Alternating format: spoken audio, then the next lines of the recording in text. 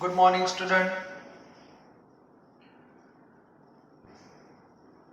વિદ્યુત રસાયણ એમાં આપણે છેલ્લે કેટલાક પ્રકારની મેં વાત કરી હતી, પ્રમાણિત, બિન પ્રમાણિત અને સાંદ્રતા. એમાં પ્રમાણિત શું છે એની ટોટલ ચર્ચા પૂરી થઈ ગઈ. બિન પ્રમાણિત શું છે એની પણ આપણે વાત કરી. હવે આજે બિન પ્રમાણિતના અથવા પ્રમાણિત અને બિન પ્રમાણિત બંનેના સંદર્ભમાં થોડાક આપણે સ્વાધ્યાયના જે દાખલાઓ છે એની આપણે થોડી શરૂઆત કરવાની છે. તો સૌથી પહેલા દરેક વિદ્યાર્થી સ્વાધ્યાય જોવે ટેક્સ્ટબુકની અંદર. એમાં પહેલા બે પ્રશ્નો મેં તમને આમ તો હોમવર્કમાં આગળ આપેલા છે. એમસીક્યુ ના લેક્ચર થઈ ગયેલા છે યુનિટ લેવલે. તો પહેલા બંને પ્રશ્નોનો જવાબ હવે દરેક વિદ્યાર્થીને આવડવો જોઈએ. પહેલો પ્રશ્ન શું છે કે તમને 1 2 3 4 અને 5 પાંચ ધાતુઓ આપેલી છે. કઈ ધાતુઓ કોનું વિસ્થાપન કરી શકે એના સંદર્ભમાં એમને વ્યવસ્થિત ક્રમમાં ગોઠવવાની છે. બરાબર? તો એનો આધાર તમે શું લો છો? તો આપણી જે શ્રેણી છે ECS બધાને ખબર છે. બરાબર? એમાં જે ધાતુ આયનનો રિડક્શન પોટેન્શિયલ વધારે હશે, એ શું કરશે તો તરત ઇલેક્ટ્રોન મેળવશે અન્ય ધાતુમાંથી. તો અન્ય ધાતુ કેવી હશે કે જેનો રિડક્શન પોટેન્શિયલ ઓછો હશે. એનો સીધો અર્થ એવો થાય કે જેમ રિડક્શન પોટેન્શિયલ ઓછો હોય એવી ધાતુઓ અન્ય ધાતુનો સહેલાઈથી વિસ્થાપન કરી શકે. તો એના માટે તમારે આ પાંચે પાંચ જે ધાતુઓ છે એના રિડક્શન પોટેન્શિયલ તમારી પાસે હોવા જોઈએ. પરીક્ષામાં આપેલા હશે, ટેન્શન નહીં લેતા. એમાં એલ્યુમિનિયમ છે એનો -1.66 છે. કોપર જે છે એનો +0.34 છે, એનો પ્લસમાં છે. ત્યાર પછી Fe જે છે એનો અહીંયા આપેલો છે -0.44. મેગ્નેશિયમનો છે મેગ્નેશિયમ -2.36 અને ઝિંક છે એનો -0.76. બરાબર? તો સૌથી પહેલા હું કહું એ પ્રમાણે લખી નાખો. જેમ રિડક્શન પોટેન્શિયલ ઓછો, જે ધાતુનો રિડક્શન પોટેન્શિયલ ઓછો તે સહેલાઈથી અન્યનું વિસ્થાપન કરી શકે છે. આવું ખાલી લખી નાખો અને પ્રમાણે તમને ગોઠવતા પછી આવડી જશે. બરાબર? આટલી મેં તમને હિન્ટ આપી દીધી. 3.2 માં સરસ આપેલું છે. એમાં રિડક્શન પોટેન્શિયલ આપી જ દીધા છે અને રિડક્શન કરતાનો ક્રમ તમારે ગોઠવવાનો છે. તો આવો એમસીક્યુ આપણે યુનિટના લેક્ચરમાં જોઈ લીધા છે. તો રિડક્શન પોટેન્શિયલ સૌથી આખી શ્રેણી તમને બધાને ખબર છે, મેં બતાવવાનું કીધું તો પ્રક્રિયા લખવાની, આ બાજુ કિંમતો લખવાની. બરાબર? આ બાજુ પ્રબળ ઓક્સિડેશન કરતા, આ બાજુ નિર્બળ ઓક્સિડેશન કરતા. તો અહીંયા કોણ હોય? પ્રબળ રિડક્શન કરતા. તો પ્રબળ રિડક્શન કરતા જે હશે જે ધાતુ એનું રિડક્શન પોટેન્શિયલ ઓછો હશે. તો આની અંદર પ્રબળ રિડક્શન કરતા એટલે કઈ કિંમત સૌથી ઓછી છે એવું આપણે કહી શકીએ. બરાબર? એટલે સૌથી પ્રબળ રિડક્શન કરતા કોણ? તો સૌથી ઓછી કિંમત કઈ તેમને દેખાય છે? મને દેખાય છે સૌથી ઓછી કિંમત પોટેશિયમ દેખાય છે. એના પછી દેખાય છે મેગ્નેશિયમ. એના પછી મને દેખાય છે થોડી કિંમત ઓછી ક્રોમિયમ. એના પછી દેખાય છે મને મર્ક્યુરી અને છેલ્લે મને દેખાય છે Ag. બરાબર? તો આ રીતે વ્યવસ્થિત અને ક્રમમાં તમારે ગોઠવી દેવાના છે. ત્યાર પછી ત્રીજો જે પ્રશ્ન છે એમાં રેડોક્સ પ્રક્રિયા આપી દી છે. એ પણ એક સામાન્ય પ્રશ્ન છે કે ઋણ વિદ્યુત તરીકે કોણ વર્તે? તો Zn દેખાય છે જેનું ઓક્સિડેશન થાય. કરંટ ક્યાંથી ક્યાં જાય? કરંટ કીધું છે તો ઇલેક્ટ્રોન ક્યાંથી ક્યાં જાય? તો ઝિંક થી Ag તરફ જાય. પણ કરંટ એટલે વિદ્યુત પ્રવાહ ક્યાંથી ક્યાં જાય? તો Ag થી Zn તરફ જાય. અને ઇન્ડિવિડ્યુઅલ રિએક્શન એટલે દરેકના સ્વતંત્ર રિએક્શન તમારે લખવાના છે, એ પણ તમને આવડે. તો પહેલા 3 પ્રશ્નો તમે સરળતાથી ગણી શકો છો. બરાબર. ચોથો પ્રશ્ન જે છે જો બાકી છે આપણે ટોપિક ભણવાનો, અને હવે આપણે જે ખાસ આજે દાખલા ગણવાના છીએ, બરાબર, તો એ છે સ્વાધ્યાય. બરાબર. સ્વાધ્યાયની અંદર 3.5 માં 1, 2, 3 અને 4 પ્રશ્નો તમને આપેલા છે, અને ચારે ચારની અંદર એવું કીધું છે કે તમારે કોસ પોટેન્શિયલ શોધવાનો છે. તો સૌથી પહેલા Mg2+ આ બધા બિન પ્રમાણિત છે. સાંદ્રતા ઉપરથી ખબર પડે 0.001 મોલારિટી. અહીંયા કોણ આવશે? ક્ષાર સેતુ. ત્યારબાદ Cu+2 એની સાંદ્રતા છે 0.0001 અને છેલ્લે છે Cu સોલિડ. ચલો ક્લિયર. હવે દરેક વિદ્યાર્થીને ખબર પડી જવી જોઈએ કે આ બિન પ્રમાણિત છે. હવે આના 3 સ્ટેપ હોય છે. પહેલું સ્ટેપ સાંકેતિક નિરૂપણ, જે તમને આપેલું છે. ક્લિયર. બીજો સ્ટેપ આમાં હોય છે રેડોક્સ પ્રક્રિયા. બરાબર. દરેક વિદ્યાર્થીને રેડોક્સ પ્રક્રિયા ડાયરેક્ટ લખતા આવડવી જોઈએ. તો આને ડાયરેક્ટ રેડોક્સ પ્રક્રિયા જો મારે લખવી હોય તો કેમ લખાય? બંને બાજુ +2 છે એટલે ડાયરેક્ટ તમે રેડોક્સ લખશો, કોઈ ચિંતાનો વિષય નથી. પ્રક્રિયા કઈ રીતે લખવાની? તો મેગ્નેશિયમનું શું બતાવવાનું? ઓક્સિડેશન. એટલે Mg માંથી Mg2+. બરાબર. અને Cu2+ જે તમને દેખાય છે એમાંથી શું બતાવવાનું? C. તો આને કહેવાય રેડોક્સ પ્રક્રિયા. બરાબર. ત્યાર પછી આ રેડોક્સ પ્રક્રિયા થઈ ગઈ. એના પછી તરત તમારે E0 સેલ શોધવાના. કારણ કે E0 સેલ કેમ? તો આગળ સૂત્રમાં જોયું તો E સેલ શોધવા હોય તો E0 સેલ તો તમને ખબર હોવા જોઈએ. અને E0 સેલ કેમ શોધાય? તો કેથોડમાંથી એનોડનો રિડક્શન પોટેન્શિયલ શું કરવાનો? બાદ કરવાનો.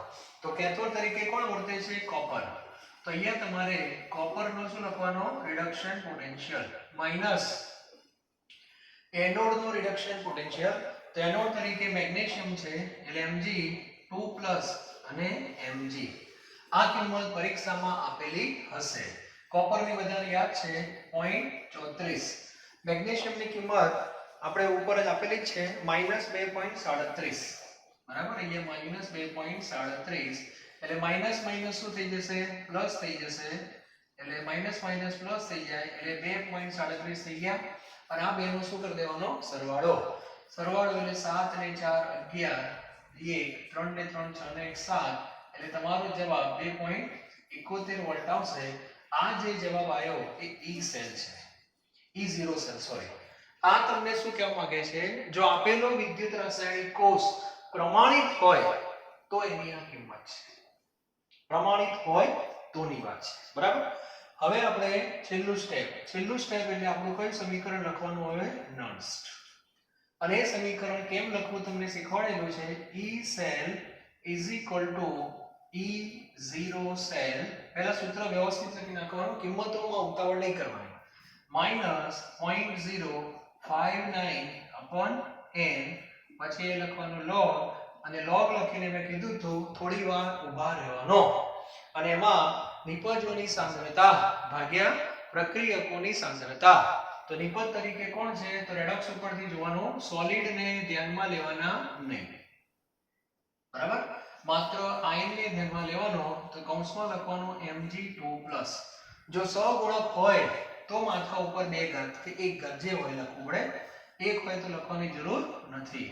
અહીંયા આવશે Cu2+. લખ્યા પછી એકવાર ઉપર નીચે વેલેન્સી ચેક કરી લેવાની, સરખી હોવી જોઈએ. ન હોય તો આપણી ક્યાં ભૂલ છે. બરાબર. હવે શાંતિથી કિંમતો મૂકો તો E0 સેલ કેટલા? 2.71 માઈનસ 0.059 અને 2 વડે શું કરવાના? ભાગી નાખવાના. બરાબર. પછી આવશે log. હવે અહીંયા મૂકવાની સાંદ્રતા. ભૂલથી પોટેન્શિયલ ના લખી જાય. સાંદ્રતા સાંકેતિક નિરૂપણમાં હોય તો Mg2+, હું ડાયરેક્ટ એને પ્રમાણિત સ્થિતિમાં લખું છું તો 0.001 એટલે 10⁻³ થશે.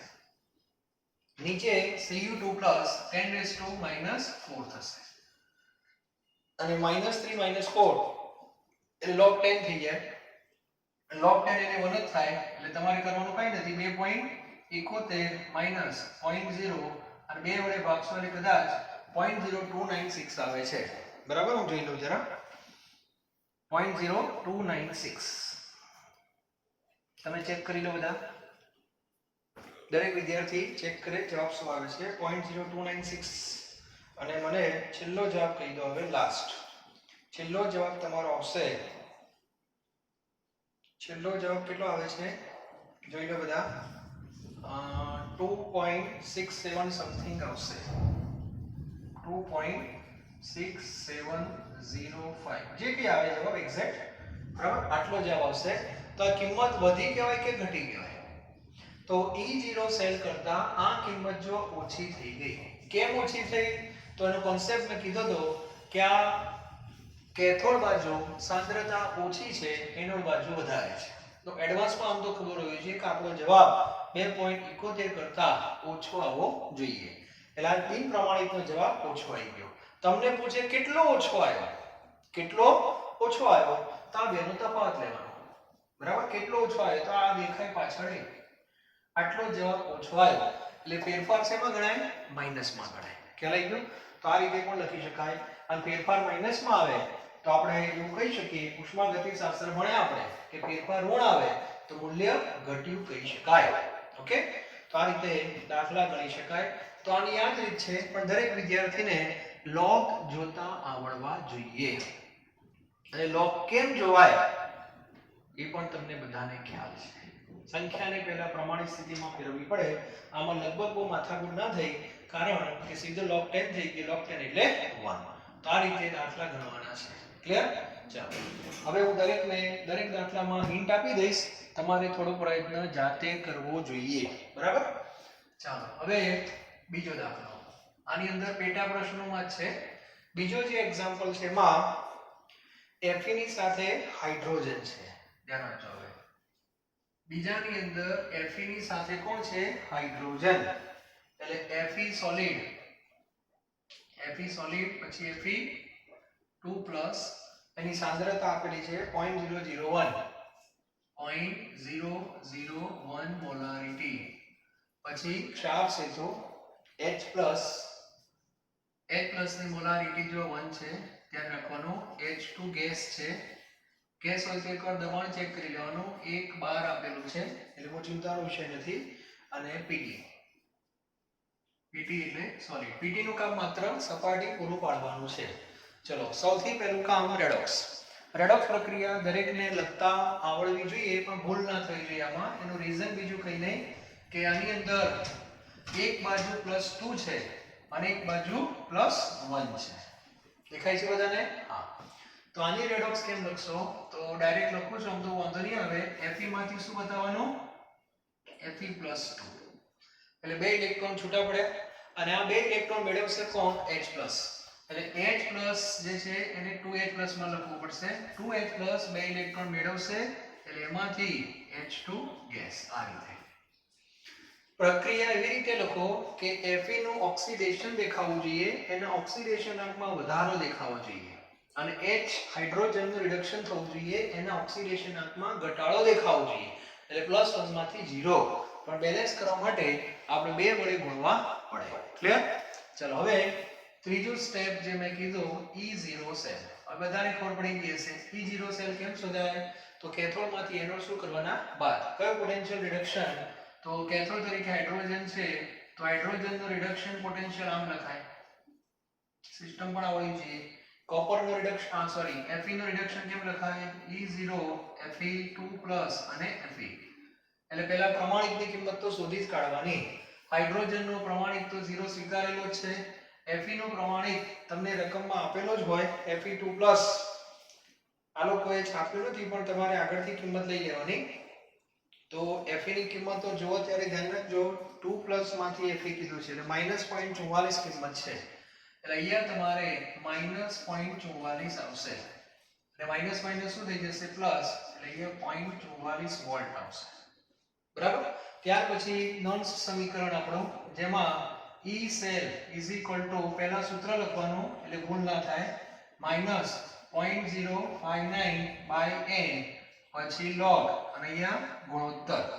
ગુણોત્તરમાં વ્યવસ્થિત લખવાનું, Fe2+ ને ધ્યાનમાં લેવાના. નંબર 1 સહગુણક કેટલો, આગળ કઈ નથી એટલે 1. હાઇડ્રોજન અને વાયુ છે, વાયુના કેસમાં લખેલું છે આપણે દબાણ, તો pH2 લખવું જોઈએ, એક ટેવ પાડવાની, બરાબર. અને નીચે તમે જોજો Fe સોલિડ નહીં આવે, ત્યાં ખાલી 1+ આવશે અને એનો સ્ક્વેર આવશે. ઉપર નીચે વેલેન્સી થિયરમ સેટ થઈ ગઈ, આની તો છે નહીં, એટલે +2 અને +2 બરાબર છે. હવે કિંમતો મૂકવાની, 0.44 માઈનસ 0.059 બેલેન્સ કર્યા પછી કેટલા ઇલેક્ટ્રોન નો ફેરફાર છે, તો 2.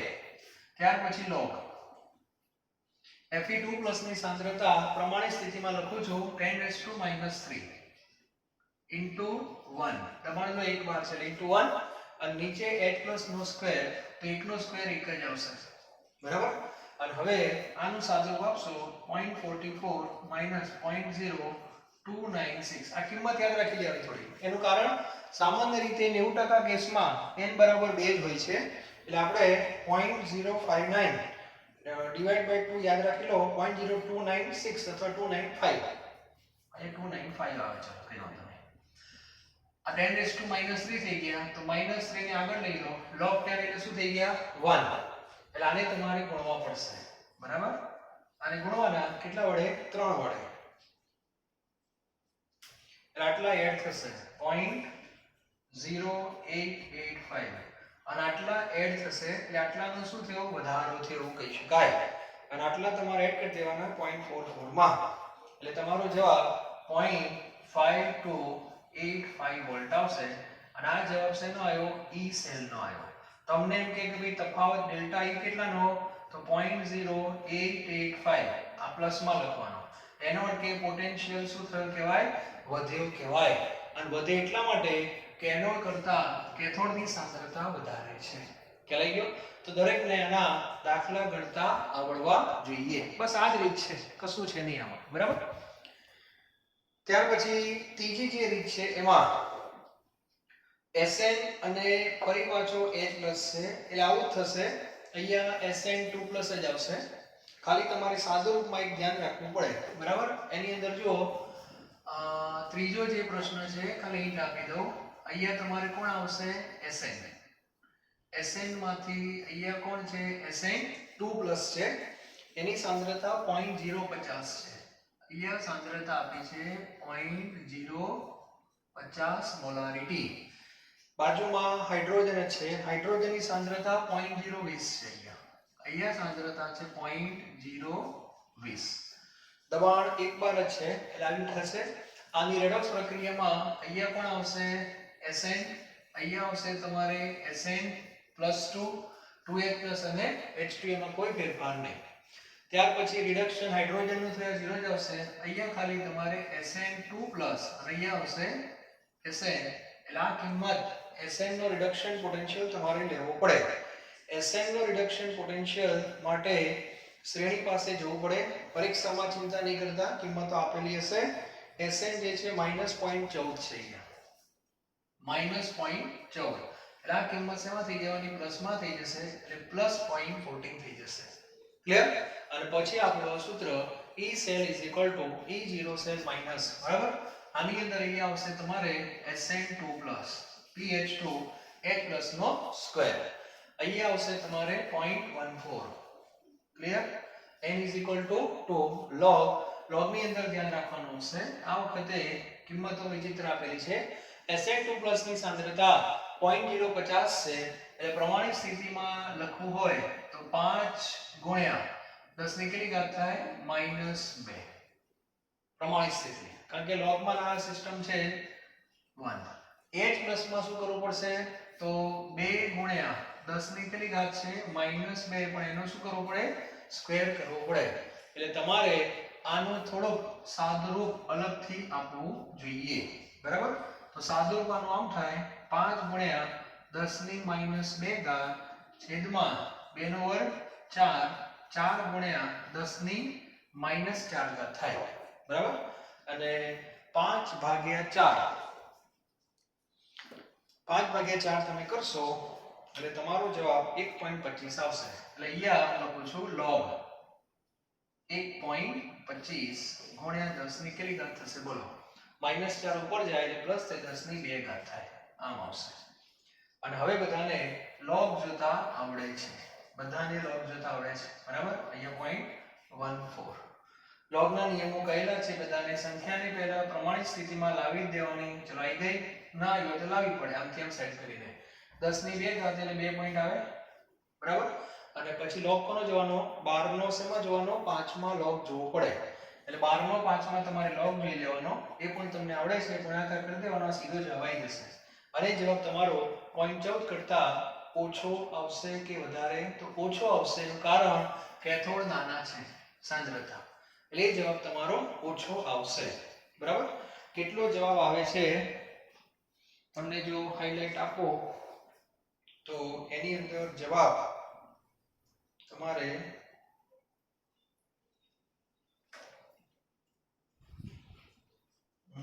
0.079 આવે છે. 0.079 જવાબ આવે છે. બરાબર? 12 નો 5 માં log કંઈક 0969 જેવું કંઈ આવશે. ચેક કરી લેજો. 0969 જેવું કંઈ જવાબ આવે છે. બરાબર? ચલો આ રીતે આનો દાખલો પણ આવડવો જોઈએ. સામાન્ય છે, ખાલી તમારે રેડોક્સ પ્રક્રિયામાં ભૂલ ના થવી જોઈએ, E0 સેલમાં ભૂલ ના થવી જોઈએ, E સેલમાં ભૂલ ના થવી જોઈએ, ટૂંકમાં ક્યાંય પણ ભૂલ ના થવી જોઈએ. વ્યવસ્થિત દાખલો ભણવાનો. નસીબ સારા હશે તો આ વિભાગમાંથી એટલે બિન પ્રમાણિતમાંથી 3 માર્ક્સનો દાખલો પૂછાય છે. તો લઈ લેવાના માર્ક્સ, ગભરાયા વગર. ક્લિયર? ચાલો ત્યાર પછી એક છેલ્લો પ્રશ્ન આની અંદર છે. એની અંદર તમે ધ્યાનથી જો, પીટીબીઆર બ્રોમિન છે. ચાલો હવે માઈનસ વાળો છે એટલે થોડુંક અલગથી લખીએ એટલે સમીકરણમાં કે ભૂલો ના થાય લખવામાં.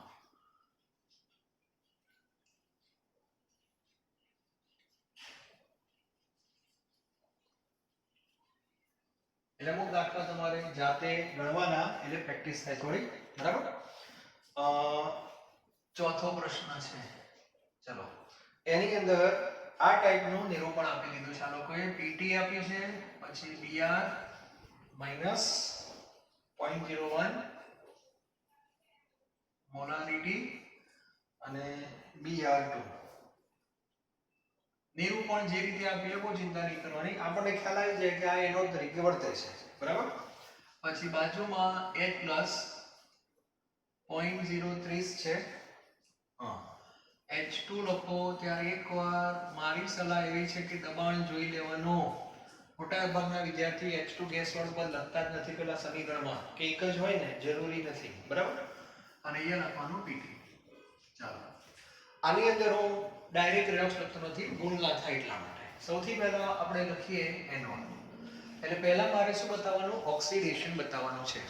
ઓક્સિડેશન કોનું બતાવવાનું? Br નું બતાવવાનું છે. હવે એનો સક્રિય આયન ઋણ છે તો -1 માંથી 0 ને ઓક્સિડેશન કહેવાય કે 0 માંથી -1 ને? -1 માંથી 0. એનો અર્થ કે મારે પ્રક્રિયા આમ લખવી પડે, Br- એમાંથી શું બને? Br2. બરાબર? અહીંયા હું કરી દઉં છું 2Br-. બરાબર? એટલે અહીંયા મારે કેટલા ઇલેક્ટ્રોન મુક્ત કરવાના થયા? 2 થઈ ગયા. ક્લિયર? હવે આને કહેવાય ઓક્સિડેશન. હવે રિડક્શન કોનું થાય? હાઇડ્રોજનનું. H+ માંથી H2 પણ 2 ઇલેક્ટ્રોન છે એટલે 2H+ પ્લસ 2 ઇલેક્ટ્રોન, એમાંથી મારે લખવું પડશે H2 ગેસ. આ લિક્વિડ છે. અને આ બેનો શું કરી દેવાનો? સરવાળો. એટલે આને કહેવાય રેડોક્સ. રેડોક્સ પ્રક્રિયા આવી થશે 2Br- plus 2H plus gives electron તોડી ગયા. Br2 જે છે લિક્વિડ છે અને H2 છે એ ગેસ છે. બરાબર? તો આ ક્લિયર હોવું જોઈએ. આને કહેવાય રેડોક્સ.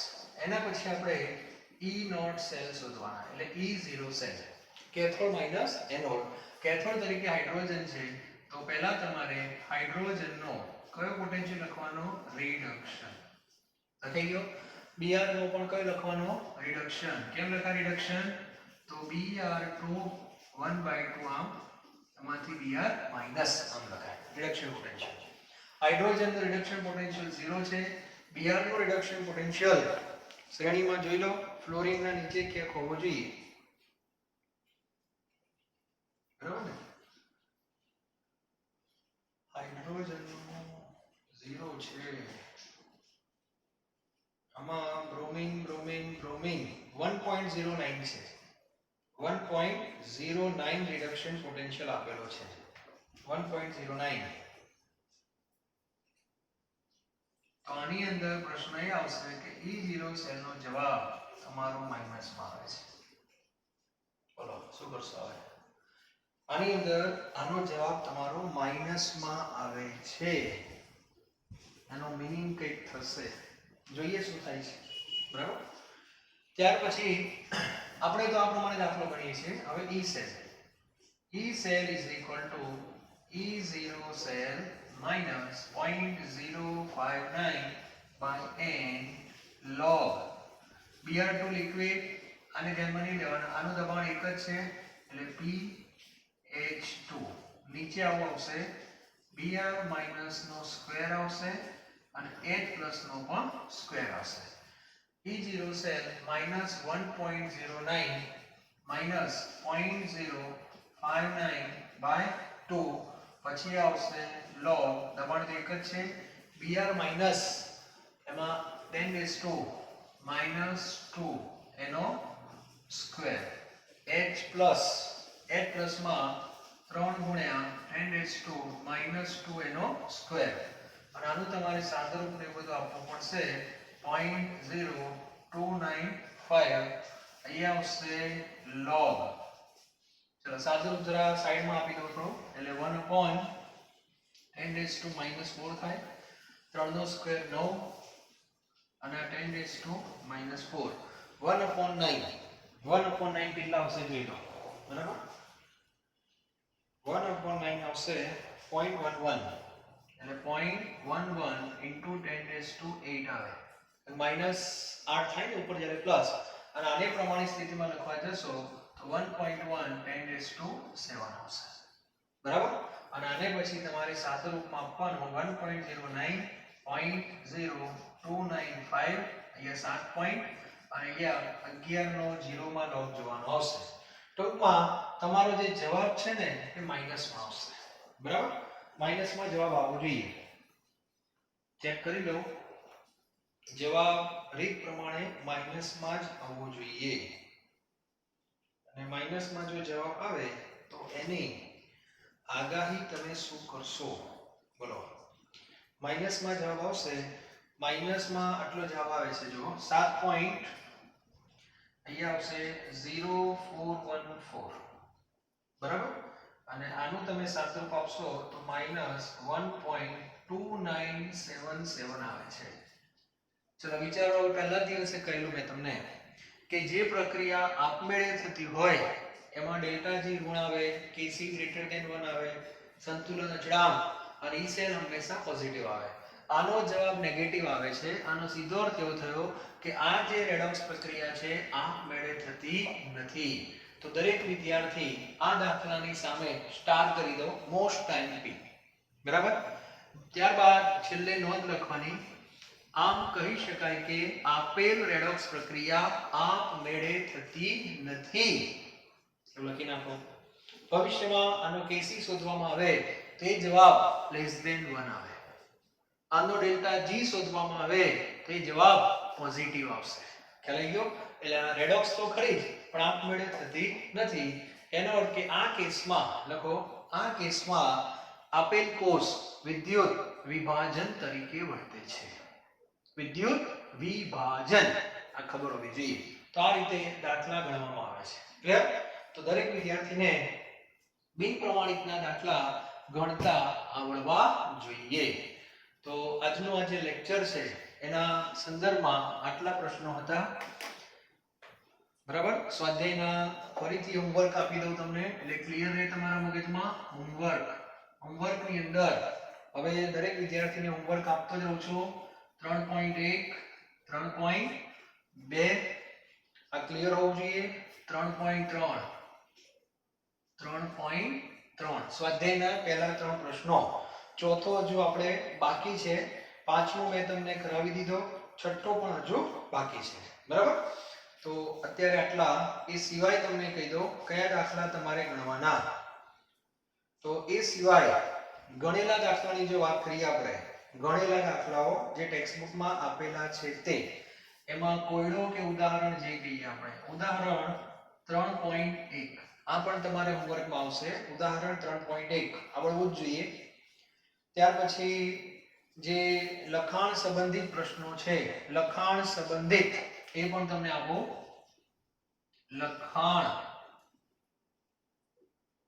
સંબંધિત પ્રશ્નો એમાં 3.4 તમને આવડશે. એનું કારણ છે કે આવો પ્રશ્ન મેં પીએચ નો છે, જી અને નીટના લેક્ચરમાં તમને આપેલો છે. એટલે 3.4 બધાય ગણવાનો છે ખાસ, અને 3.5 આટલા પ્રશ્નો તમારા ક્લિયર હોવા જોઈએ. આ 3 છે સ્વાધ્યાયના છે, બરાબર? તો ક્લિયર હોવું જોઈએ. આ સ્વાધ્યાયના 3, આ એક ઉદાહરણનો ગણેલો છે, અને લખાણ સંબંધિત 2 ટૂંકમાં 3 ને 2 5 ને 6 પ્રશ્નો હું તમને હોમવર્કમાં આપું છું. ક્લિયર? એટલે દરેક વિદ્યાર્થીને બિન પ્રમાણિતના દાખલા ગણતા આવડવા જોઈએ, અને જે રીતે ટોપિક ચાલે છે એ પ્રમાણે જ નીચે એના એક્ઝામ્પલ આવી જવા જોઈએ. હું લઈ જ લઈશ, સ્વાધ્યાયમાંથી પણ લઈ લઈશ, ઉદાહરણમાંથી પણ લઈ લઈશ, અને લખાણ સંબંધિત છે એમાંથી પણ હું લઈ લઈશ, જ્યાં મને લાગશે ત્યાં સુધી. ઓકે? તો ક્લિયર હોવું જોઈએ. લખાણ સંબંધિતના 2 દાખલા છે, બિન પ્રમાણિતના, ઉદાહરણનો એક ગણેલો છે, અને 3 પ્રશ્નો આમ તો શરૂઆતના છે, એ પણ આવડવા જોઈએ. એ સિવાય સ્વાધ્યાયની અંદર બીજા બધા પ્રશ્નો છે, પણ બીજી રીતના છે, એટલે અત્યારે આપણે એમાં પડતા નથી. ક્લિયર? તો આટલું દરેક વિદ્યાર્થીને ખબર હોવી જોઈએ. તો આજનું લેક્ચર આપણે અહીંયા આપણે પૂરું કરીએ છીએ. હવેના લેક્ચરમાં એક નવા સેલ સાથે આપણે આગળ વધશું, જેને સાંદ્રતા કોષ કહેવાય છે. એની થોડી હું ચર્ચા આપીશ. સિલેબસમાં છે નહીં, પણ સૂત્રને બધું હું તમને કહી દઈશ. અને આ જે કોષ પોટેન્શિયલ છે એની ઉપયોગિતા, એટલે એના પણ 1-2 દાખલાઓ છે. એટલે આપણો બિન પ્રમાણિત કોષ જે છે અહીંયા પૂરો કરવાનો છે આપણે, બરાબર? અને પછી આપણે પાર્ટ 2 માં જઈશું, એને કહીશું વિદ્યુત વિભાજન, બરાબર? તો પાર્ટ 2 માં જઈએ પહેલા પાર્ટ 1 ના રિલેટેડ જેટલા પણ દાખલાઓ, પ્રશ્નો જ્યાં હોય, ઉદાહરણમાં, સ્વાધ્યાયમાં, લખાણ સંબંધિત, એ બધું કમ્પ્લીટ કરીને જ પાર્ટ 2 માં જવાનું છે. Clear? Thank you very very much. આ બધું વ્યવસ્થિત સાથે ગણેલું હોવું જોઈએ, બરાબર?